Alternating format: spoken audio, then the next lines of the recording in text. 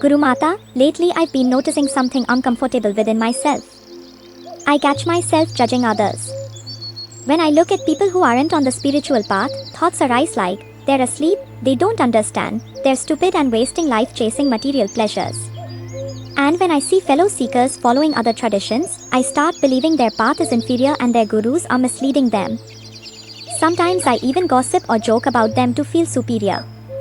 I try to convince them that they're wasting their time, that they should follow my path instead, because somewhere I'm convinced that my path and my guru are the highest, and the rest are wrong.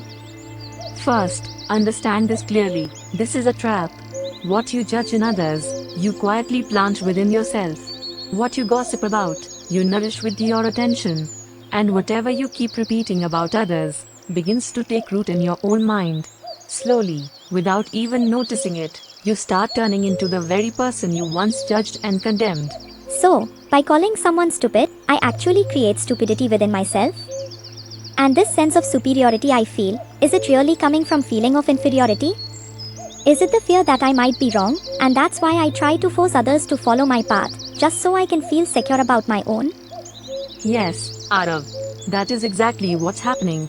When you call someone stupid, a part of your mind begins to fear the same label. Judgment doesn't prove superiority, it exposes insecurity.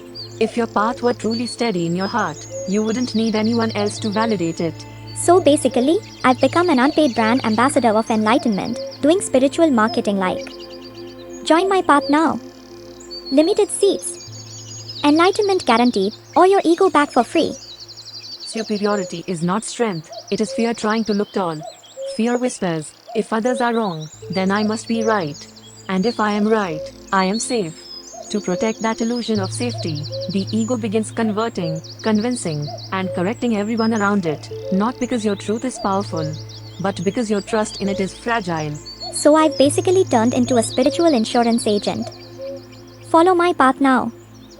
Full coverage, guaranteed enlightenment, and if it doesn't work, you can always blame your karma and renew next lifetime.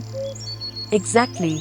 The urge to make others follow your path is often born from the terror that you might be standing on shaky ground. If you were truly rooted, you wouldn't need followers. If you were truly confident, you wouldn't need agreement. If you were truly at peace, you wouldn't need to prove anything. Maybe all this time I wasn't guiding others. I was begging them to agree with me, so I didn't have to face the fear that I might be lost too. A true path is not proven by conquering others, it is proven by transforming yourself. And when transformation is real, preaching becomes unnecessary.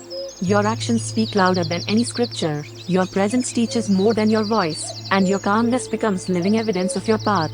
Peace becomes your language. Serenity becomes your offering.